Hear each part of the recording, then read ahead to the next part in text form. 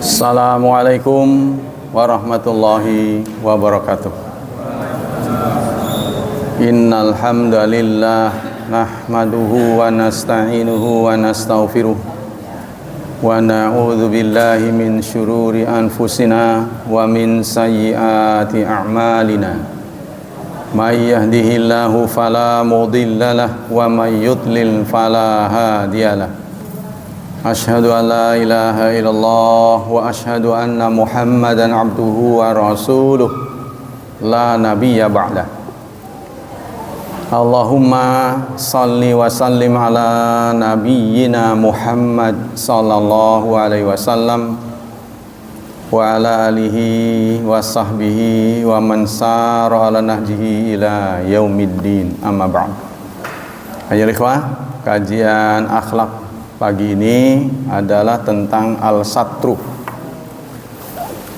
menutupi aib sesama. Namun saya perlu sampaikan bahwa pada siang ini akan terjadi gerhana matahari. Puncak gerhana akan terjadi pada jam 10.44. Gerhana akan berlangsung 2,5 jam, sehingga akan dimulai 10.44 kurang 1 jam 15, berarti sekitar jam berapa? 9.30, dan akan berakhir sekitar jam 12. Jadi kalau kita sholat pas dibarengin zuhur udah nggak keburu, jadi ya tetap hadir saja jam 10.30 ya, supaya persiapan 10.44. Nah, salah satu yang harus dibawa adalah infak terbaik, sedekah terbaik. Karena Rasulullah merespon gerhana ini dengan 4 hal. Pertama, dengan salat, istighfar, bertasbih, serta sedekah. Kalau tasbih, mulutnya kan tetap dibawa. Kalau istighfar, mulutnya juga tetap dibawa. Sholat, ya badannya dibawa. Tapi kalau sedekah nggak bawa dari rumah ya susah. Takutnya dompetnya ketinggalan. Karena promosi ini bulan Ramadan, di samping Ramadan ada gerhana pula, itu kan. Jadi double. Nah, baiklah kita lanjutkan ke materi al-satru. Satru itu artinya menutupi. Mungkin ada kaitannya dengan satru dalam bahasa Jawa. Jadi kalau najis mughaladhah itu disatru dengan tanah. Satru itu maksudnya ditutupi ya. Jadi dari sekian banyak air maka dicampur dengan tanah. Mana satri? Lugatan as-satru taghtiyatu syai', yaitu menutup sesuatu. Dalam istilah wal muradu bisatrihuna as-satru ala muslim in waqa'a fi maksiyat syaritatan alla yu'linaha wa yajharu biha. Satru itu adalah suatu upaya menutupi muslim jika ia jatuh dalam maksiat. Ya, yaitu dengan cara syaritotan, tidak mengiklankannya, tidak mengiklankan, tidak mempublish ya, tidak mempublikasikan. Wa yajharu biha, dan tidak mengeraskannya. Jadi jangan sampai orang nggak tahu jadi tahu. Al farqu bainal ghufran wa satr. Perbedaan antara ghufran dan satr. Anal ghufran akhas wa huwa yaqtadi ijabah thawab. Ghufran itu lebih khusus, kalau satru itu sekedar menutupi.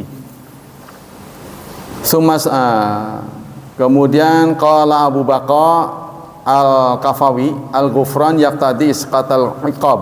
Yang namanya ghufran itu menuntut digugurkannya hukuman. Ya. Wa nail thawab, dan diberi pahala. Wala yastahiquhu illal mu'min. Tidak ada yang bisa menjalani ini kecuali mukmin. Wala yusta'malu fil bari'i illa fil bari ta'ala, dan tidak akan dilakukan kecuali oleh Allah Subhanahu wa taala. Jadi satru akhasu minal ghufran. Satr itu lebih khusus daripada gufran. Gufran kan mengampuni. Idh yajuzu ayasra wala yaghfiru. Boleh jadi seseorang menyembunyikan atau merahasiakan celak seseorang, tapi dia tidak membebaskan hukuman, tetap dihukum, cuma orang lain tidak diberitahu. Itu namanya satru, ya. Tapi kalau gufran, selain disembunyikan, dirahasiakan, juga hukumannya dibebaskan dari hukuman. Kalau afwun itu lebih-lebih lagi, selain dimaafkan juga dihapus dari ingatan, dihapus dari catatan. Itulah mengapa Rasulullah merekomendasikan doa untuk mendapatkan Lailatul Qadar, Allahumma innaka afuwun. Jadi menggunakan kata afwun, bukan Allahumma fir, ya. Innaka tuhibul afwa, sesungguhnya engkau menyukai, mencintai pemaafan. Fa'fu anni, maka maafkanlah aku. Maaf itu adalah mengampuni, mengembalikan nama baik, serta menghapus catatan. Itu afun. Jadi pol lah singkatnya. Ayat maupun hadis yang mengimbau agar kita bersikap satrun. Laqad hasal Islam ala sitri wa raghaba fihi wattakhadha wasaila min ajli dzalika fasyara'a haddal qadzaf. Islam, ajaran Islam sangat mengimbau agar orang itu menutupi atau merahasiakan kekurangan orang, ya, kekurangan orang lain. Dengan cara apa? Antara lain hatta la yatriqa kullu ahad lisanahu. Jadi jangan sampai diumbar-umbar. Contohnya menetapkan hukuman zina itu dengan 4 pasang mata, ya. Jadi hampir mustahil bisa terwujud orang berzina disaksikan 4 pasang mata. Kalau nggak tahu malu mah, itu kan.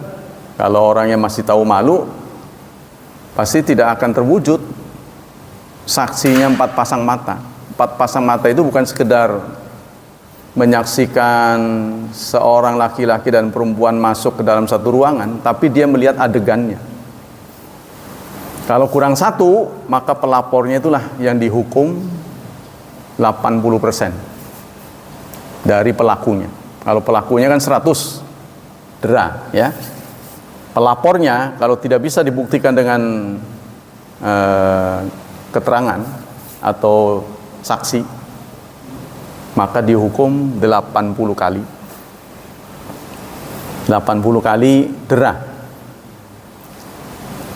Allah berfirman dalam surat An-Nur, surat 24 ayat 19. A'udzu billahi minasyaitonir rajim. Innal ladzina yuhibbuna an tashi'al fahishatu fil ladzina amanu lahum adzabun alimun fid dunya wal akhirah wallahu ya'lamu wa antum la ta'lamun. Sesungguhnya orang-orang yang suka apa? Suka tersiarnya fahishat, perbuatan yang tidak senonoh, ya, di kalangan orang beriman. Nah, orang-orang itu akan mendapatkan azab yang pedih, baik di dunia maupun akhirat.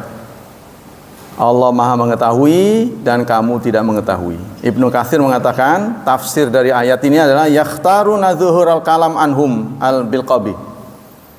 Arti orang yang yuhibbun adalah orang-orang yang memilih menzahirkan ucapan, melantangkan ucapan tentang perbuatan buruk seseorang, disiar-siarkan, ya. Nah, sekarang kita sudah punya medsos. Wah, itu lebih ganas lagi.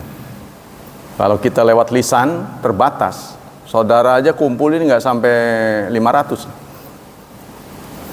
Ya, saudara dalam satu ruangan ini nggak sampai 500, tapi WA itu bisa sampai 1000 membernya. Saya nggak tahu, nggak terbatas bagaimana, sampai 1000.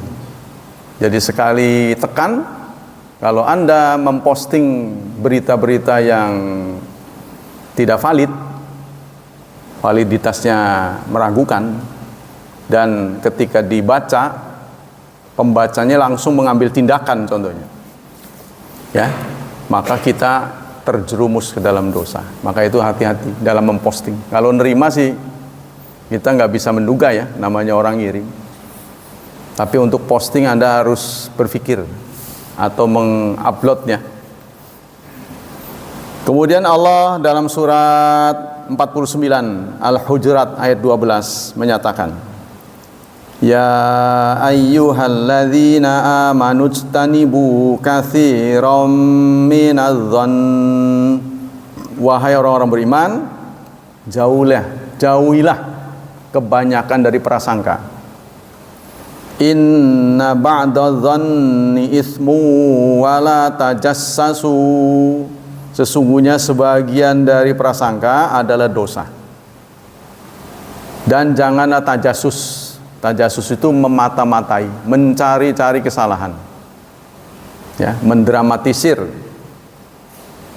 berspekulasi. Nah, itu jangan. Wala yaghtab ba'dukum ba'dha. Dan jangan pula kalian, salah seorang di antara kalian menggibah sebagian. Menggibah itu adalah seperti yang didefinisikan oleh Rasulullah, adalah dzikru akhaka bima yakrah. Menuturkan, menceritakan saudaramu dengan cerita yang dia nggak suka kalau dengar. Kalau dia hadir nggak suka, tapi kalau kita memberikan apresiasi ya boleh, sebab dia dengar juga, apalagi buat contoh ya, bagus. Tapi kalau sudah ada person-person yang ditunjuk dalam Quran, ya nggak masalah. Contohnya kita menceritakan Fir'aun, itu kan personifikasi ya terhadap seseorang. Kejelekannya pasti kita sampaikan, bahwa manusia itu tidak akan lepas dari sisi baik dan sisi buruk. Tapi ketika kita cerita Fir'aun, pasti sisi jeleknya. Nah, Fir'aun kalau masih hidup dengar, pasti dia marah. Nah, tapi karena itu sudah dijadikan contoh oleh Allah Subhanahu wa taala, nah kita boleh mengambil contoh. Tapi kalau yang masih hidup, kita tidak boleh. Karena namanya manusia itu seperti yang pernah saya katakan, yaitu makhluk yang bisa manuver. Itulah manuver itu adalah namanya qalbu. Rasulullah selalu berdoa, Allahumma tsabbit qalbi ala dinik. Ya Allah, tetapkanlah hatiku di atas agamamu. Ya Rasulullah, orang seperti Anda masih berdoa penetapan hati, peneguhan hati. Apalah kita artinya? Bagaimana kondisi kita? Maka Rasulullah menjawab, Al-qalbu baina usbu'ai rahman. Sesungguhnya hati ada di dua jari Allah. Yuqallibu kaifa yasha. Allah bisa membalikan kapan saja. Itu artinya manusia itu punya daya manuver. Yang benar bisa spontan jadi jahat. Yang jahat kontan jadi benar. Bisa begitu manusia itu. Maka kita tidak boleh putus harapan menghadapi orang jahat, menghadapi orang yang nggak lurus. Siapa tahu kalau kita nasihati, kalau kita beri masukan, dia bisa bertobat. Nah, begitu juga kita yang sudah baik, sudah lurus, jangan GR. Ya, karena bisa saja suatu saat kita tergelincir. Nah, makanya kita tetap minta kepada Allah agar hati kita diteguhkan. Sehingga nggak kurang 17 kali kita minta pada Allah, ihdinas siratal mustaqim. Yang minta ini bukan kafir, orang Islam. Bahkan yang lagi sholat kan udah lempeng itu. Orang sholat kan udah lempeng, udah lurus, tapi permintaannya ihdinas siratal mustaqim.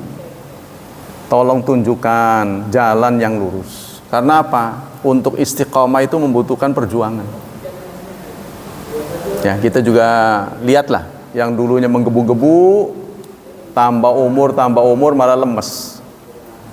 Sebaiknya sih dulu lemes, sekarang kaku, mestinya kenceng. Kalau boleh milih, tapi kan kita nggak bisa milih karena kita nggak tahu kapan Allah menentukan kita ya. Kita lanjutkan. Ayuhibbu ahadukum, apa kamu suka? Apa suka salah seorang di antara kamu ya'kulu lama akhihi, memakan daging saudaranya dalam keadaan mati, dalam keadaan mayat? Apakah kamu suka? Apa kamu mau memakan daging mayat saudaramu? Apa maksudnya nih? Mayat, biarpun waktu hidupnya itu strong, luar biasa jagonya, jawara, kalau udah mati mah dicewit diam aja, diselentik nggak bisa balas. Itu maksudnya. Nah, kalau kita nyeritain keburukan orang, karena orang itu nggak dengar, dia nggak bisa membela diri, sama dengan mayat. Ya, mayat waktu hidupnya galak luar biasa. Begitu meninggal mah diselentik diam aja. Kalau nggak percaya los, kalau nggak diserimpung keluarganya. Ya, jadi diginiin aja dia nggak bisa kedip. Nah itu diibaratkan kita menceritakan keburukan orang, sebab dia nggak bisa membela diri. Tapi kalau ada orangnya ya silahkan saja saya sampaikan yang baik-baik, gitu kan. Jadi contoh ya. Wa qala al-Qurtubi. Nah, begitu juga dalam surat 41 ayat 22 kita dapati kata satrun. Wa ma kuntum tastatiruna ay yashhada alaikum sam'ukum wala absarukum wala juludukum walakin dhanantum annallaha la ya'lamu katsiran mimma ta'malun. Dan tidaklah kalian bisa merahasiakan atau bisa menahan agar pendengaran kalian, penglihatan kalian, kulit-kulit kalian tidak memberi saksi. Kita nggak bisa mencegah penglihatan kita, pendengaran kita, kulit kita untuk menjadi saksi buat kita. Kita nggak bisa mencegah. Padahal mata-mata kita, telinga-telinga kita, waktu di dunia kan kita bisa kendalikan. Kalau nggak mau ngeliat ya merem, tuh kan? Kalau nggak mau denger ya ditutup telinganya pakai headset apa tah. Kulit kita juga begitu, kita selimutin aja. Tapi nanti di akhirat semua seakan-akan berdiri sendiri. Nah, mereka punya kemampuan untuk bercerita apa yang mereka saksikan saat kita di dunia. Itu ayatnya, surat 41 ayat 22. Walakin dzanantum, tetapi kalian telah berprasangka annallaha la ya'lamu, bahwa Allah tidak mengetahui katsiran, banyak hal, mimma ta'malun, dari apa yang kalian perbuat di masa hidupnya. Kita sendiri nggak mengira. Setelah dituturkan begitu banyak perbuatan kita, kita masih ingat, memori kita masih ada.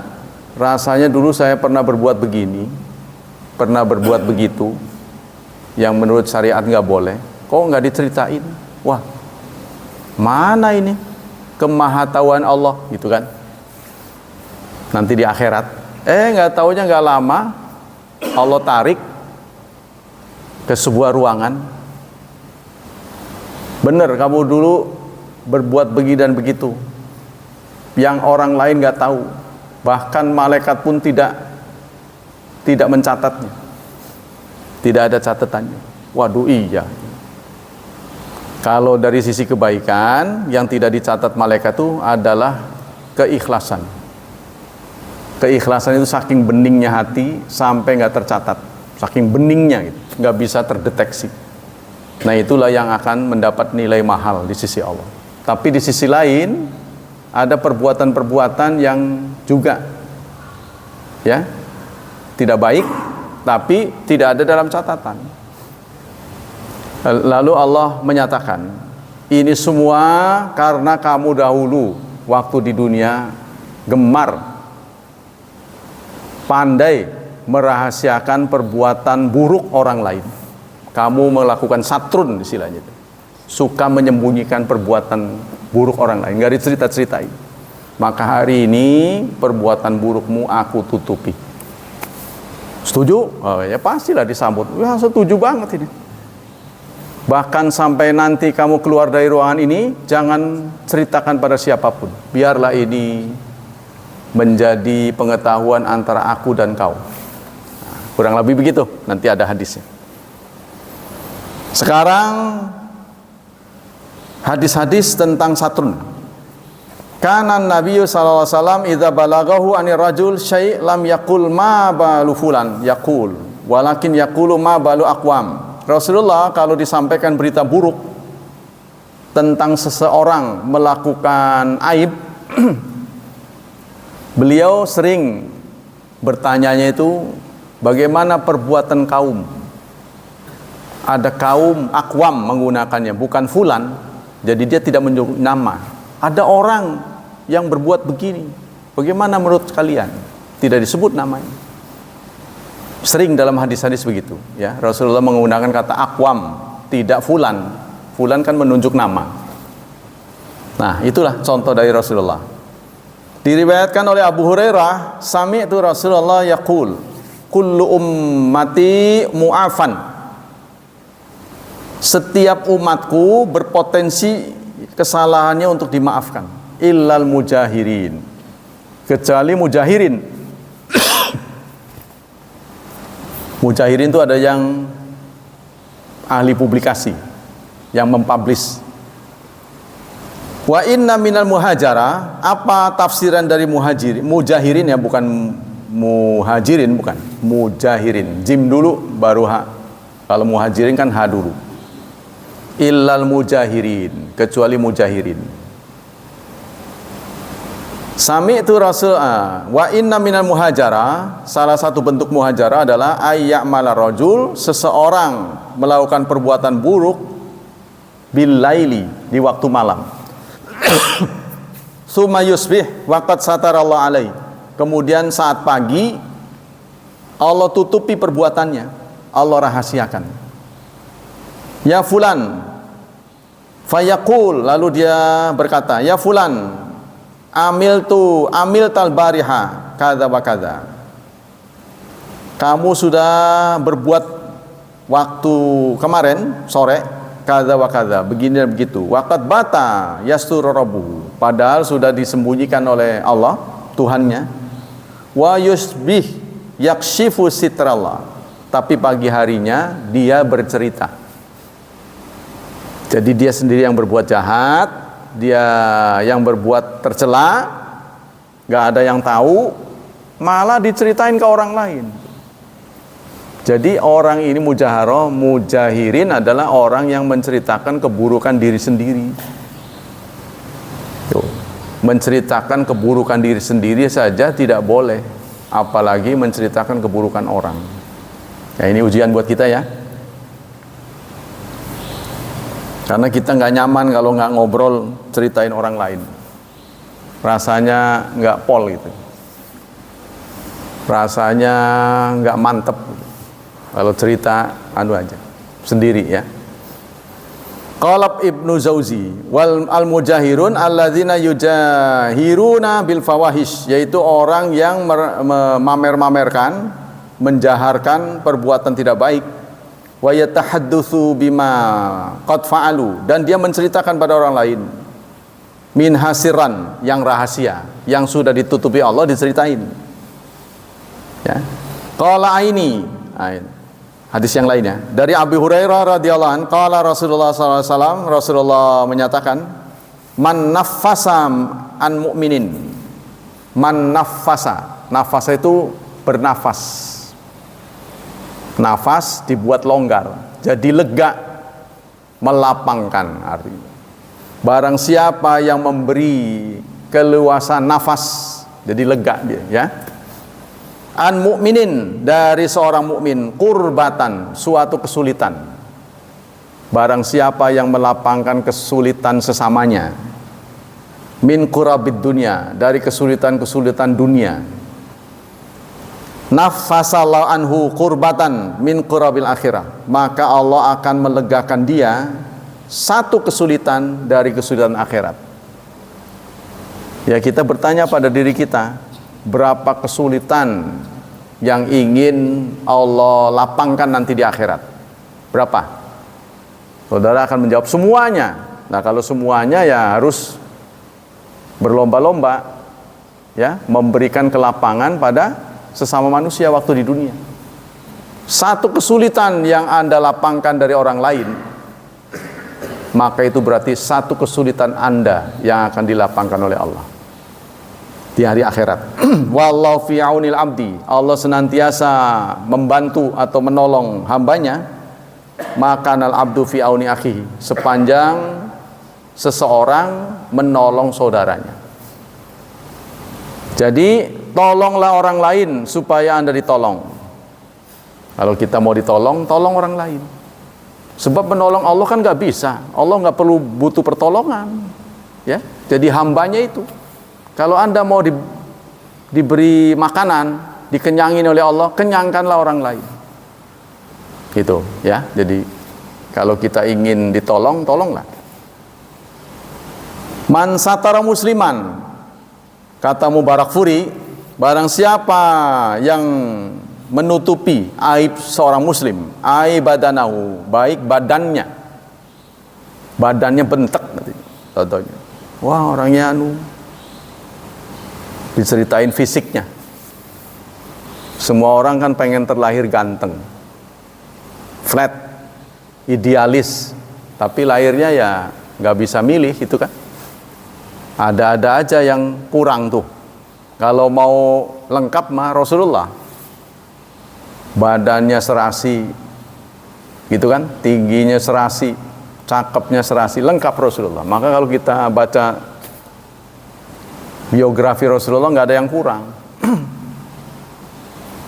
serba lengkap, idealis. Nah, kalau kita serba kekurangan, ya kan?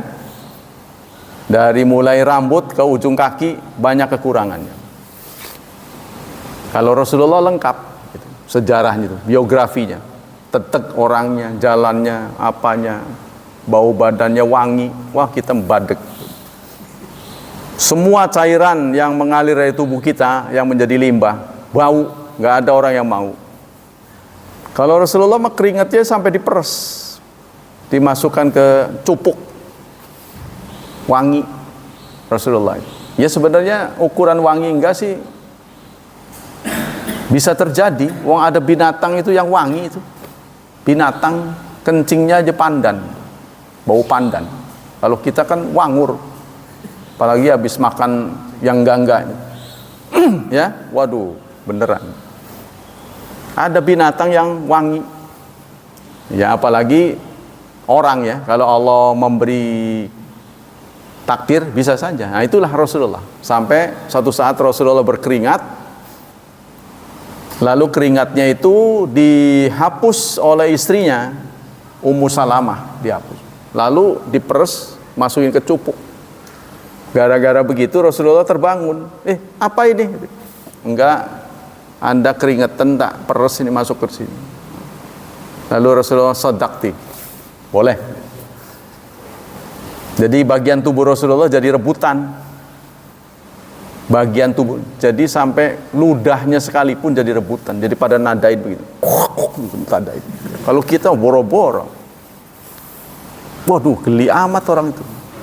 Rasulullah. Rambutnya kalau dicukur ngadang. Sahabat-sahabat tuh ngadang. Wih lah enak amat dapat, saya belum. Ntar nih masih separuh dikit. Kata Rasulullah. Jadi makanya tuh ada si itu dapat tuh, siapa tuh? Opik ya? Ya Opik tuh. Dapat satu ler begitu. Satu helai rambut dibawa-bawa dari Turki ke sini. Berapa itu? Rambut Rasulullah katanya. Ya kita nggak boleh menidakkan, nggak boleh juga mengiyakan ya wallahu alam bener apa enggak. Kita bukan ahlinya. Tapi yang jelas katanya tuh mahal banget. Ya mahal lah, penerbangannya berapa. Tubuh Rasulullah. Begitu juga cerita tentang selendang yang dipakai oleh Rasulullah. Karena Rasulullah itu membiasakan diri ya. Orangnya itu kalau diminta apa jadi kasih. Yang penting tidak haram. Kalau dikasih dia nggak haram gitu, singkatnya jangan sampai telanjang lah gitu. Nah itu dimanfaatkan oleh sahabat, sikap beliau itu. Beliau suka nyebut-nyebut selendang apa gitu, sehingga orang wah berarti Rasulullah kepengen, ya sengaja disulam, bagus gitu, kualitasnya kualitas KW1 lah. Diberikan pada Rasulullah, dipakai karena Rasulullah kan sangat seneng kelihatannya. Sudah dipakai oleh salah seorang sahabat, diminta. Tentu yang ngasih jadi geram. Saya udah seneng dipakai. Setelah Rasulullah terpisah dari majlis, dimarahin orang itu. Kamu kan tahu Rasulullah itu tipe orang yang diminta pasti ngasih. Kenapa kamu ambil itu selendangnya? Kan kesian, udah dipakai seneng itu. Saya mah buat beli selendang begituan mah sanggup saya.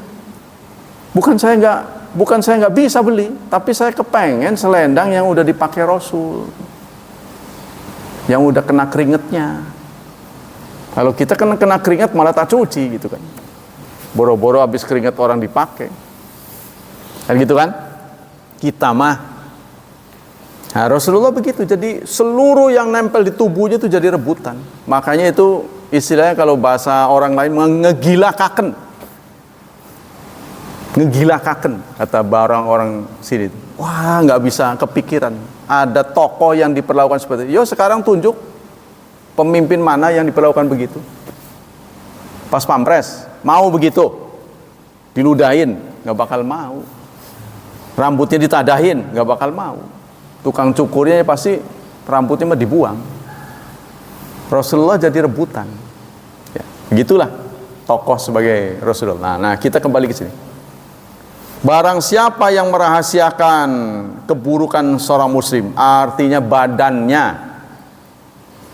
makanya sholat jenazah, memandikan jenazah itu sebaiknya keluarga sendiri.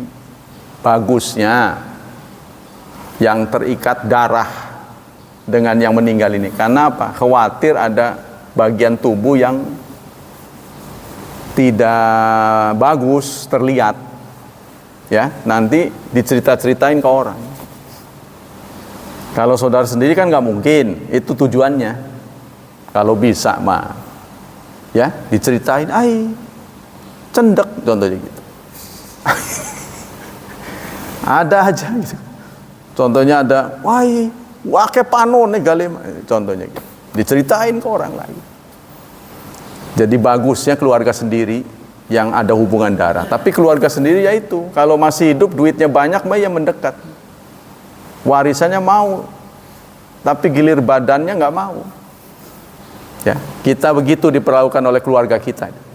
Maka yang setia ke bawah sampai akhirat ya amal. Nah kita lanjut. Au aibahu, atau aibnya, bi adamil gibah, dengan tidak menggibahnya, wa dzabbu an ma'aibihi, serta kita meringankan aib-aibnya.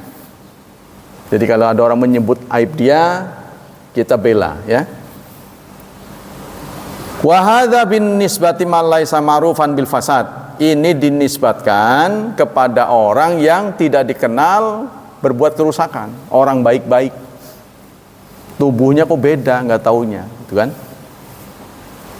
Begitu dilihat kok tubuhnya berbeda, tidak wajar gitu kan. Orangnya orang baik. Nah ini harus diperlakukan seperti itu. Wa illa fayustahab il anturfa qissatahu ilal wali. Kalau tidak begitu, memang perlu disampaikan, ya harus disampaikan. Jadi pada tempat tertentu ya kekurangan itu harus disampaikan. wayahnya mah seperti seseorang menghadap dokter ahli. Sakitnya apa Pak? Dirahasiakan sama dia, ya nggak bisa sembuh. Waduh, bagaimana ya? Wong ada bisul kok pas di tempat tersembunyi, gimana ngasih taunya? Malu saya. Dirahasiakan, ya nggak bisa sembuh, harus diceritain kan? Nah itu jadi ada tempatnya, maksudnya ada kesempatan yang kita harus ceritain. Atau dia dihadapkan pada pengadilan, dia menyaksikan sesuatu yang jika disampaikan akan membuka aib, maka persidangan tertutup. Nah, begitu kan suka ada tuh, persidangan tertutup. Ya, contohnya impoten, seorang istri melaporkan ke pengadilan, suaminya impoten, itu kan aib. Gimana yang nyeritainnya? Maka minta tolong pengadilan tertutup. Nah, dia hanya menyampaikan kepada hakim. Ya itu harus begitu. Hakim tidak akan memutuskan cerai kalau tidak ada aibnya. Ini enggak. Terus apa alasan kamu? Kalau nggak diceritainnya nggak akan diputuskan cerai, gitu kan? Nah, maka harus ceritakan sekedarnya. Begitu juga kalau kita tahu, kalau kita tahu bahwa seseorang ada aibnya, terus keluarga perempuan, contohnya kita kenal sama teman laki-laki, kita tahu aibnya. Aibnya ini akan menentukan kelangsungan rumah tangga. Kita ditanya, kan kamu temennya, apa yang menurut kamu perlu disampaikan pada saya, kepada kami, yang akan mengganggu kelangsungan rumah tangga. Maka kita boleh ceritain. Kalau kita tahu, ya. Pernah terjadi, saudara, saya cerita begini, si adik penyelenggara kajian kebetulan mau nikah. Ketika mau nikah, undangan udah disebar. Saat masuk kantor, calon istrinya ikut. Karena dia mau melaporkan ini, mau nikah gitulah kepada rekan-rekan kerjanya. Rekan kerjanya itu menyambut, emang udah sembuh katanya. Hebat aman, udah sembuh. Ini menimbulkan kecurigaan calon istrinya, kok udah sembuh apanya, perasaan sehat. Tuh. Lalu dia selidik. Saya waktu itu menyampaikan lebih baik cerai sebelum akad daripada cerai setelah akad. Sebab kalau sudah akad kan keluar biaya dan harga diri kita juga, nilai ininya, bargainingnya sudah turun. Tadinya perawan jadi janda kan, walaupun 1 detik setelah menikah diceraikan sudah janda. Lebih baik cerai sebelum akad. Nggak taunya impoten. Ini kisah benar ini, langsung dibatalkan. Tapi orang-orang datang udah bawa kado, sulit buat dipublikasikan, nggak jadi gitu, susah. Jadi tetap diterima tapi nggak melangsungkan pernikahan. Nah itu contoh-contoh. Jadi kita harus tahu persis. Dari Abu Hurairah, Abi Barzata al-Aslami, qala Rasulullah SAW, ya ma'syara man amana bilisani walam yadkhul iman qalbah. Wahai orang-orang yang iman lisannya tapi belum hatinya, la taqtabul muslimin, janganlah kalian suka menggibah kaum muslimin. Wala tattabi'u auratahum, dan jangan nitik-nitik mencari tahu auratnya. Fa innahu, maka sesungguhnya, manittaba auratihim, barang siapa yang mencari-cari aurat mereka, yattabi Allah auratahu, maka Allah akan menyelidik auratnya. Wa may yattabi ila auratahu, barang siapa yang diikuti oleh Allah auratnya, barang siapa yang diteliti auratnya oleh Allah, yufaddihuhu fi baiti, maka Allah akan permalukan di rumahnya. Tuh, kita jangan sering membuka aib orang. Nanti Allah akan membuka aib kita bahkan di rumah kita sendiri. Bukan lagi di tempat pergaulan, tapi di rumah sendiri Allah akan permalukan. Nah, ini jangan sampai terjadi. Pendapat-pendapat ulama tentang menutup aib.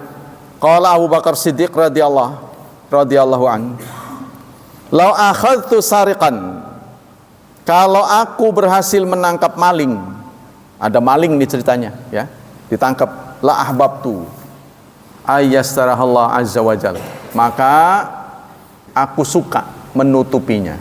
Jadi kalau ada maling, nggak ada petugas, ya, kita didatangi maling, maka kata Abu Bakar, saya tidak akan melaporkannya. Lebih baik gimana? Walau akhadtu syariban la ahbabtu ayyastarahallah azza wajal, kalau aku berhasil memergoki orang minum khamr, saya suka Allah menutupi aibnya. Nah, jadi saya tidak akan merahasiakan. Saya akan rahasiakan. Kalau saya memergoki orang minum khamr, saya akan rahasiakan sambil diberi nasihat. Tapi kalau petugas sudah tahu, kita nggak boleh menyembunyikan. Ya, ada maling lah. Maling itu adalah pencuri yang datang ke rumah kita tanpa sepengetahuan pemiliknya. Kan namanya mencuri ini banyak. Mencuri melibatkan uang negara, itu namanya korupsi. Ya kan? Definisi pencuri itu banyak. Begal, mencuri hak orang lain di tempat sepi katanya, dengan terang-terangan, itu begal.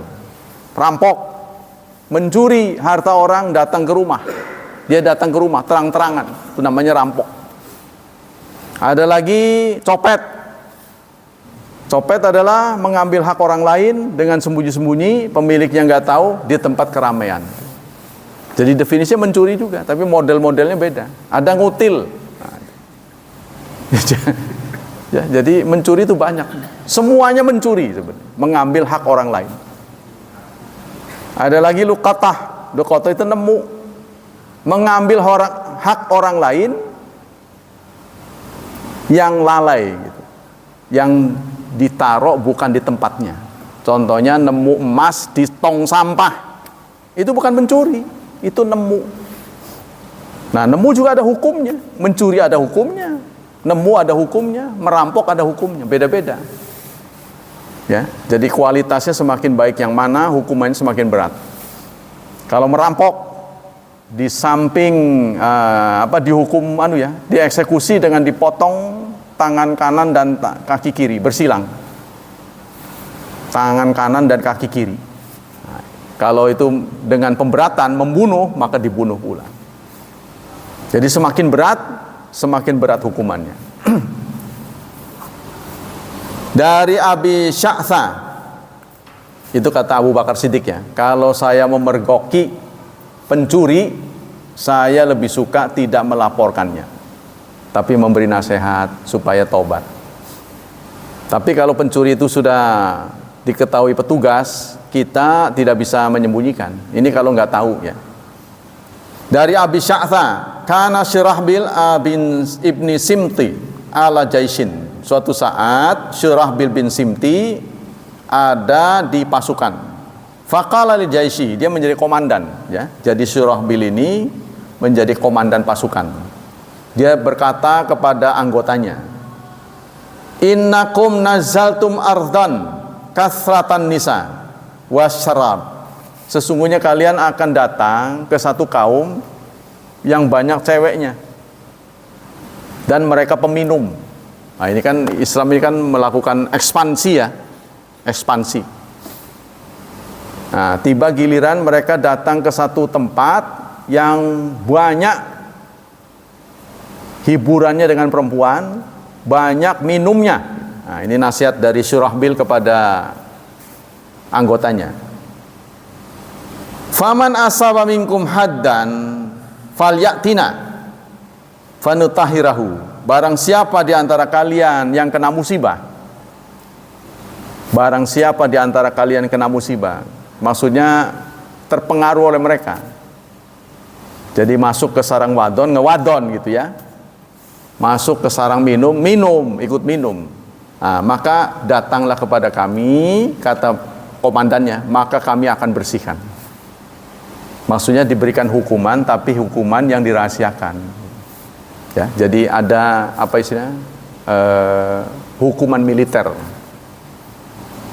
Fa'atau nasun, maka ada sekelompok orang datang kepadanya. Fabalagha dzalika Umar bin Khattab. Lalu berita itu sampai ke telinga Umar bin Khattab, khalifah. Nah, kalau ini kan pemimpin perang di bawah Umar ya. Fakataba ilaihi, lalu menulis surat Umar kepada komandan pasukannya. La ummalak. Umar mengatakan, kamu seperti orang yang nggak punya ibu. Maksudnya kok nggak nyampein ke saya dulu, nggak bicara dengan saya, kamu sudah memutuskan. Alladzi ya'murun nas ayyahtika sitrallah alladzi satarahum. Orang yang menyuruh orang lain agar merusak tirai Allah. Ya. Itu adalah orang yang enggak punya ibu. Jadi apa maksud dari cerita ini? Suatu saat ada pemimpin pasukan memberikan fatwa kepada anggotanya. Siapa di antara kalian akan datang ke satu kaum yang banyak wadonnya, peminum, ya, siapapun di antara kalian yang kena musibah itu nanti, maksudnya datang ke tempat yang banyak wadon, kewadonan, masuk ke tempat minum, datang kepada kami, nanti kami akan menghukumnya. Berita ini terdengar oleh Umar bin Khattab sebagai ulil amri, Amirul Mukminin. Lalu Umar menulis surat. Kamu seperti orang nggak punya ibu, maksudnya nggak punya induk, bikin putusan sendiri. Harusnya musyawarah dulu dengan saya. Siapa yang berani membuka tirai yang Allah sudah hijabkan padanya, maksudnya Allah sudah tutup, ya sebaiknya sudah dia berhenti, jangan diceritain gitu. Kok malah suruh melapor? Ya, ini teguran Umar. Kok suruh ngelapor malah terus dihukum? Seperti orang nggak punya induk aja, kamu itu nggak nanya. Umar marah. Wa anil Ma'rur bin Suwaid, diriwayatkan oleh Ma'rur bin Suwaid, qal utia Umar bimra'atin ra'yati zanat. Datang kepada Umar seorang wanita penggembala yang berzina. Faqala Umar, lalu Umar berkata, waihal Muriyah afsadat hasabaha. Rahmat Allah kepada Muriyah, nah, kepada Maria, ini namanya kali ya. Afsadta hasabaha, kamu sudah merusak nama baikmu. Idhaba bil Maria fajlidaha, maka pergilah kalian berdua dengan Maria, deralah dia, wala takhriqa 'alaiha jildaha, tapi jangan sampai melukai kulitnya. Ya. Innama ja'alallahu arba'ata syuhada sitran satarallahu bihi dunin duna fawahishikum walau sya'ala ja'alahu rajulan sadiqan aw kadziban fala yuttali'anna sitrallah minkum ahad. Sesungguhnya Allah menjadikan orang yang berbuat zina itu harus 4 saksi, ya, itu dalam rangka sitron, sater tadi itu, menutupi aibnya, sebab sulit terbukti, ya, sulit bisa diwujudkan orang berzina dengan 4 pasang mata. Nah, ini sengaja Allah menentukan itu supaya mereka taubat. Ya, maka karena ini sudah dipublikasikan, dia ngaku, Umar pun menurunkan perintah, deralah dia, tapi jangan sampai menyobek kulitnya. Bagaimana tuh caranya? Ya didera, mungkin pakai sapu lidi 1, kan nggak akan luka. Ya kan, dia pakai baju Perempuan kan nggak boleh kelihatan auratnya. Pukul. Dipukul, tapi jangan sampai melukai, menyobek maksudnya. Membuat luka. Jangan sampai terluka. Paling ya merah-merah doang lah. Kalau kemoceng gimana? Bisa luka kemoceng mah ya. Ya, berarti itu pakai sapu lidi. Lidi satunya aja. 1 biji, 1 ler. Ya, 100 kali ya paling merah-merah doang. Itu pun kagok karena sudah disampaikan. Kalau saja Allah mau, ya, kalau saja Allah berkehendak, niscaya saksinya itu cukup 1. Tapi Allah menjadikan 4. Boleh jadi kalau saksinya 1 bisa bohong, bisa enggak tuh saksi, tapi tetap harus dihukum. Kalau Allah mau. Kalau sampai itu terjadi, maka banyak orang yang dihukum. Jadi bayangkan saudara, tuduhan bahwa Islam itu agama yang sadis, agama yang kejam, itu tidak terbukti secara tekstual. Lihatlah ini, karena ada ajaran satrun. Ya, kalau nggak kebangetan, ketahuan banyak orang, nah itu baru. Dari Sya'bi, anna rajulan ata Umar bin Khattab. Satu saat seseorang datang kepada Umar bin Khattab. Dia berkata, inna ibnatan li asabat haddan. Sesungguhnya putriku ya telah melakukan dosa had. Dosa had itu adalah dosa berat. Dosa had adalah dosa yang sanksinya sudah ada dalam Quran. Fa'amidat ila syafrah. Karena dia merasa sudah berbuat dosa, lalu dia mengambil pisau. Si perempuan ini yang merasa dirinya sudah berdosa, dia mengambil pisau. Fadzabahat nafsaha, dia ingin bunuh diri. Fa'adraktuha, keburu aku ketahui. Ya, kata Sya'bi ini yang cerita. Waqat qata'at ba'da audajaha. Dia sudah memotong sebagian, sudah menggores urat lehernya. Dia lagi digores kosek-kosek itu. Fadawaituha, lalu aku ambil dan aku obati, kata Sya'bi. Fabariat, maka dia pun sembuh. Summa annaha nasakat. Kemudian setelah itu dia ibadah. Dia ibadah haji, bernusuk. Fa'aqbalat al-Quran, lalu dia berusaha membaca Quran, menerapkan dirinya pada Quran. Fahiya takhtubu ilayya, lalu dia melamar aku. Fa'ukhbiru min sya'niha billadzi kana. Lalu aku sampaikan pada Rasulullah, ada perempuan seperti itu. Saya obati sampai sembuh, kemudian dia taat kepada Allah. Udah gitu dia senang sama saya. Faqala lahu Umar, ta'ammad ila sitrin sataharawa fatakshifa. Kata Umar kepada laki-laki itu, kamu sengaja ke sini ingin membuka aib. Kata Umar, la in balaghani annaka dzakarta syai'an min amriha la aj'alannaka nakalan li ahli amsar.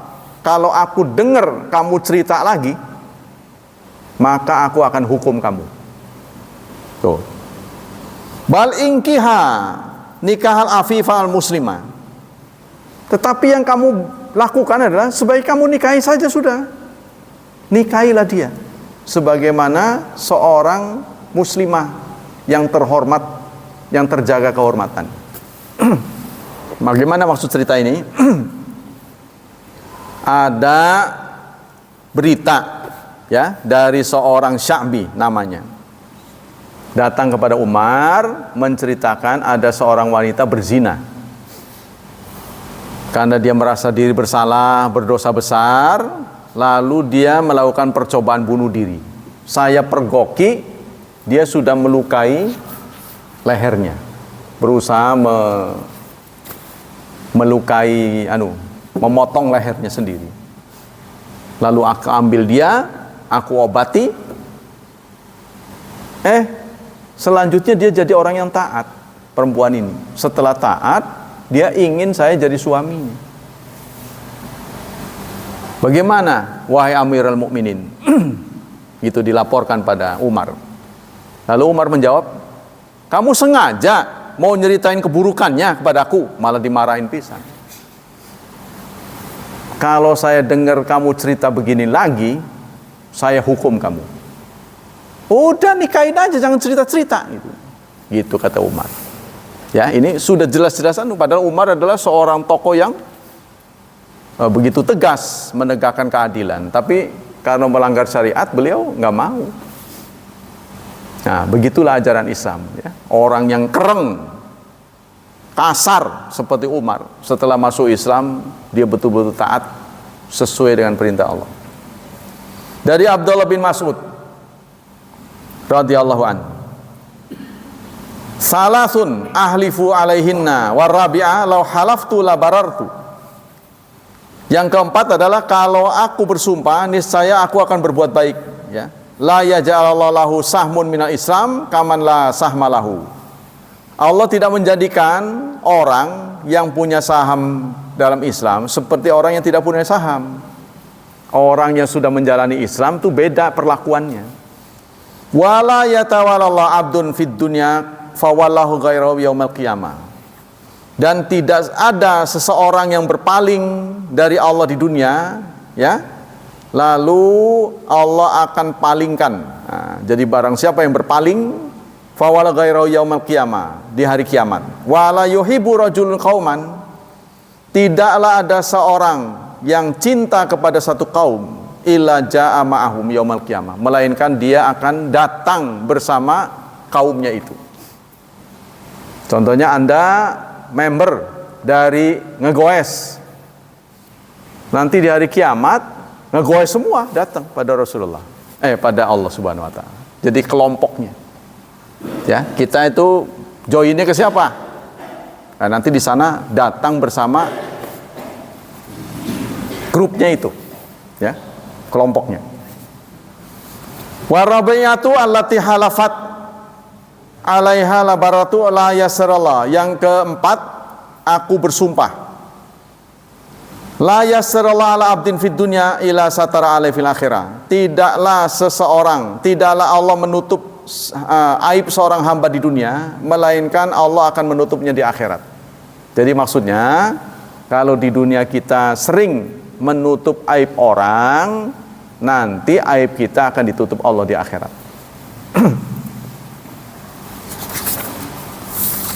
Wah, materi masih banyak ini. Apa manfaat faedah dari satr?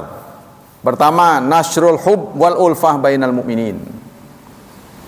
Mempublikasikan atau memeratakan cinta dan keharmonisan sesama kaum mukminin. Jadi kita harus menjadi orang yang sadar bahwa hidup kita ini tidak sempurna. Ya, pasti saja ada cacatnya. Karena watak manusia itu mudah lupa, gampang tergoda. Nah, dua watak ini, ya. Bapak kita Adam saja tergoda, ya. Nah, kita juga begitu, nggak bersih. Tapi ketidakbersihan kita itu akan memicu kita banyak istighfar, itu baik. Jadi kalau kita hidupnya seperti malaikat, gara-gara begitu lalu kita ibadahnya jadi sombong karena nggak pernah salah. Ngelihat orang salah, bawaannya gemes saja, gregetan. Mengkonon bahwa orang bisa salah maning, contoh gitu. Jadi pemarah. Nih kayak saya nih, gitu kan? Kadang-kadang kita tergoda begitu. Saudara-saudara, jangan tidur terus. Dia ingin memberitahu saya nggak tidur. Sudah waktunya tahajud, berarti dia tahajud. Gitu. Nah itu diam-diam menyimpan misteri itu, ya. Kalau dilemparkannya kepada teman, tapi kalau sama keluarga bang enggak. Contohnya kita terpisah, anak kita jauh, ayo bangun jam segini mah tahajud sama anak, insya Allah ikhlas. Tapi kalau sama orang lain tuh seakan-akan memberitahu, jangan malas, ayo tahajud supaya kita asa rabbukum ayyab'atha maqama mahmuda, supaya kita dibangkitkan di tempat terpuji. Nah kita kadang-kadang begitu, kecuali janjian, ya, saling mengingatkan. Tapi kalau tidak, itu kita memberitahu. Yang kedua, annau yu'inul asya ayatadaraka nafsahu. Kita menolong orang yang durhaka, bermaksiat, supaya tadaruk, memperbaiki dirinya. Wa yatuba ilallah taubatan nasuha, dan supaya tobat. Ya, sebab manusia gitu ya, kalau kita nggak beri nasihat nanti kita ketempuan. Adapun setelah kita beri nasihat, tapi menurut psikologi jangan pernah memberi nasihat kalau nggak diminta. Sebab saat kita nggak diminta dia nggak mau denger, dia jadi marah. Tapi wajib memberikan nasihat kalau diminta. Jadi kalau nasihatilah saya, waduh saya bukan ahli nasihat, saya juga banyak dosa, jangan begitu. Nasihati apa adanya, walaupun kita juga berdosa. Nasihati apa adanya gitu. Kadang-kadang ada seseorang yang di waktu tertentu broken, kacau gitu, galau dia. Dia butuh teman yang memberi nasihat. Nah, ketika dia minta, maka wajib diberitahu. Nah, begitu juga ini para ahli-ahli ya, para ulama. Umar bin Khattab juga begitu. Karena yang tahu kekurangan itu adalah orang lain. Jadi Umar ini kadang-kadang bertanya, beritahu saya, nasihati saya, apa yang menjadi kekurangan saya. Waduh, kita nangis kalau ada pemimpin begitu. Nasihatilah saya. Punten, tolong saya kasih nasihat. Terutama seorang pemimpin kepada ulama, mestinya begitu ya. Kepada kiai-kiai. Beri nasihat saya. Siapa tahu ada kebijakan saya menyulitkan rakyat. Apa?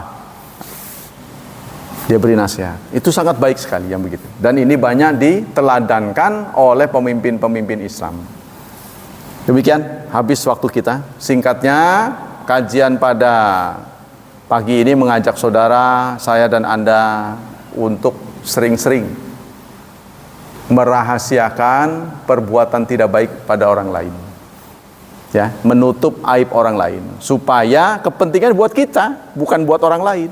Supaya aib kita ditutup. Soal dia mau nutupin kita apa enggak, itu urusan dia. Sama dengan silaturahmi. Silaturahmi itu menyambung yang putus. Orang musuhin kita itu urusan dia. Kita jangan musuhin dia. Anda ingin dimaafkan enggak? Anda ingin diampuni, ingin dipanjangkan umurnya, lakukanlah menyambung yang putus. Contohnya, orang yang memusuhi kita, kita tegur. Apa kabar Pak? Melengos, urusan dia itu. Sebab kita udah dipanjangin umurnya. Kita kan mau kita yang dipanjangin, bukan dia. Assalamualaikum, apa kabar Pak? Biarin dia, urusan dia. Lewat lagi begitu lagi, tambah dipanjangin umur kita. Urusan panjang dia, umurnya panjang apa enggak, urusan dia itu. Yang penting kita. Kita baik sama orang tua, nggak ada urusan orang tua baik sama kita. Tidak ada urusan. Yang penting kita dapat nilai gitu. Kita baik sama orang tua. Urusannya kita, bukan orang tua, bukan. Jadi setelah kita berbuat baik, apakah orang tua mau baik sama kita, itu urusan dia itu. Kita nggak usah kesana-sana terlalu jauh. Yang penting diri kita sendiri, supaya kita memenuhi perintah Allah, wabil walidaini ihsana. Nah, kita baik sama orang tua. Ya, orang tua tetap merengut, merengos, itu terserah. Bagi Anda yang dulu perjodohannya nggak direstui, datangilah orang tua. Ya. Bagaimanapun orang tua nggak bisa dipisahkan. Datangi. Kalau dia nggak mau negor, ya biarin dia urusan dengan Allah. Orang yang memusuhi kita, kita tegur. Gimana Kak? Pak, lama nggak kelihatan. Baik ya? Nanya-nanya gitu. Gemblong apa? Biarin aja. Dia begitu. Memang orang saleh itu crazy. Gila. Bukan gila jiwanya, gila amal saleh gitu. Gila untuk mendapatkan nilai dari sisi Allah.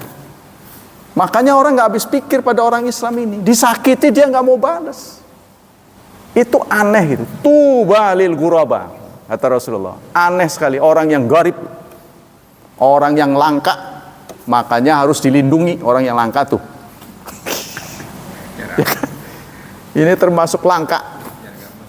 Ya, tidak musnah. Sebab tetegnya dunia ini oleh orang yang langka. Allah tidak akan menyiksa wa anta apa itu? wahum mustaghfirun. Sepanjang orang-orang itu istighfar. Ada orang-orang baik yang istighfar, orang yang jahat juga dapat faedahnya. Tidak akan dihukum suatu masyarakat yang orang baiknya tetap konsisten. Ya kalau mencuri gini ya, kalau kita mencari cinta istri orang nggak boleh, tapi perempuan boleh mencari cinta suami orang. Kata perempuan nggak adil begitu. Ya begitulah hukum Islam begitu. Mencintai suami orang tuh boleh, supaya dia jadi suami kita, boleh. Tapi kita mencintai bini orang nggak boleh. Karena istri ya pasangannya cuma satu. Ya namanya cinta kan lebih baik daripada benci. Daripada dia lewat di depan kita, nah, lebih baik dia senyum-senyum itu lebih baik. Dan saudara, cinta itu adalah bagian dari kecerdasan seorang murid. Salah satu upaya supaya ilmunya dapat, kita harus mencintai gurunya. Ini percaya apa enggak? Kalau kita ini sulit mendapatkan pelajaran bahasa Inggris contohnya, coba cintailah guru. Yang tadi susah jadi gampang. Nah ini saya nggak tahu kaitannya, ada di Ta'limul Muta'alim. Pelajaran seorang santri, kita kesel dapat nahu, cintailah guru nahumu. Lama-lama cepet masuk tuh pelajaran. Jadi rupanya manusia itu menutup dirinya dengan sentimen. Kalau kita udah benci, yang ngomong itu benar, nggak kita terima. Umumnya begitu. Sebaliknya kalau kita udah suka, biarpun menceng-menceng dikit, kita ikut aja. Biasanya begitu, sentimen dulu yang ke depan. Sama dengan begini, kalau ada orang hamil di luar nikah, diapain? Ya dinikahin. Wah, kata orang begitu membiarkan zina. Tidak, sekarang begini, ada orang hamil, udah keburu hamil. Satu, dibunuh. Boleh? Nggak boleh. Tidak dinikahi? Boleh? Ya boleh-boleh saja, nanti dia lahir, anaknya tanpa bapak. Dia akan malu seumur hidup. Kita nikahi untuk menjaga nama baiknya? Boleh. Yang penting kita nasihati supaya tobat. Walaupun kalau kita nggak demen, ya udah nanti setelah menikah, contohnya, sekedar menyelamatkan nama baik, saya ceraikan kamu. Perjanjian begitu bagaimana? Ya nggak boleh sih sebenarnya. Tapi lebih baik kita memberikan status bapak kepada anaknya. Sebab anak kalau sudah ketahuan anak haram, itu akan menjadi bulian ya. Kalau temennya pada tahu gitu, anak haram, anak itu kan secara psikologis itu akan mendidik dia menjadi orang nakal. Karena masyarakat sudah menghukum dia, padahal dia nggak berbuat karena orang tuanya. Ya sudah, kalau keterlanjuran nggak bisa diperbaiki lagi, ya harus ke depan itu jadi orang baik. Sebab ada juga ikhwan yang begitu, setelah menikah dia buka memorinya tuh, foto-fotonya banyak, kumpul-kumpul dengan ikhwan. Dulunya sebelum nikah tuh begitu, ya sudah hapus saja. Kan sekarang sudah ada istrimu, sudah jangan melakukan itu lagi, stop. Adapun masa lalu ya kita nggak bisa rubah, ya kan? Kita tetap terima. Ya mungkin yang dia jengkel, dia nggak beritahu sebelumnya. Ya itu tadinya kan Anda yang nggak teliti lah. Kenapa nggak nanya? Gitu. Nah gara-gara dia tahu foto-foto masa lalu, diceraiin sama dia. Menurut saya nggak benar. Sayang, hajatannya mahal. Ya begitulah cara kita menutup aib. Ya kalau lebih bagus, lebih baik orang lain. Tapi kan persoalan lebih bagus tuh dari sisi bagusnya, bagus apanya. Karena kita melihat kenyataan, ada orang yang mampu, tapi nggak mau jadi imam, padahal dia mampu. Ada yang mau, tapi nggak mampu. Ini kenyataan begitu. Jadi kalau kita lihat ada yang lebih bagus, setara, tapi yang lainnya ada, lakukanlah yang lainnya. Sebaiknya yang lainnya, yang betul-betul idealis, sesuai dengan nilai-nilai. Nggak bersalah. Nggak ada anak haram, yang ada orang tua haram. Nggak ada, anak nggak bisa disalahkan. Kullu maulud yuladu ala fitrah. Setiap bayi terlahir dalam keadaan fitrah. Jadi nggak salah dia. Kita sebaiknya tidak menyiarkan lagi. Kalau kita tahu, tidak usah disiar-siarkan. Apalagi orangnya sudah baik. Nah, begitulah kesalahan, saudara. Kekurangan. Kadang-kadang tanpa kekurangan dan tanpa kesalahan, kita layaknya malaikat. Menjadi orang yang kejam. Ya, menjudge orang lain dengan mudahnya. Mengkafirkan orang. Menganggap kekurangan orang itu enggak wajar gitu. Maka kalau ada orang seperti itu, Allah akan jatuhkan. Nah, itu katanya begitu, jatuhkan dalam dosa sehingga dia beristighfar. Kalau ada orang nggak suka istighfar, Allah nggak suka. Lebih baik orang yang bersalah beristighfar. Begitu katanya. Maka kita harus rajin-rajin beristighfar. Kita merasa menjadi orang yang tidak sempurna. Nah, kita mudah-mudahan Ramadan ini bisa mewujudkan kita selaku manusia yang mau silaturahmi, mau meminta maaf, mau menyambung yang bermusuhan. Itu prestasi Ramadan kita. Kalau kita sudah berani menegur orang yang memusuhi kita, itu prestasi Anda. Tapi kalau kita tetap begitu saja, ya berarti nggak berubah-berubah, belum menjadi orang baik. Tapi kalau kita baikin dia akan melunjak, baru nggak boleh. Kalau kita tegur malah dia nyangkin-nyangkin, itu yang tidak boleh. Tapi sejauh mana kepastiannya, kita harus coba. Ya, demikianlah hadirin hafizani wa hafizakumullah. Bagi yang ingin sholat gerhana, maka ditunggu jam 10.30. Kita akan mulai jam 10.44. Mudah-mudahan Allah memberkahi kita semua, memberikan pahala yang berlipat ganda, melindungi dan menyelamatkan kita dari wabah dan fitnah, dari syubhat dan syahwat, serta Allah mentakdirkan anak keturunan kita menjadi anak keturunan yang salih dan salihat. Subhanakallah wa bihamdik, asyhadu an la ilaha illa anta, astaghfiruka wa atubu ilaik. Wassalamualaikum warahmatullahi wabarakatuh.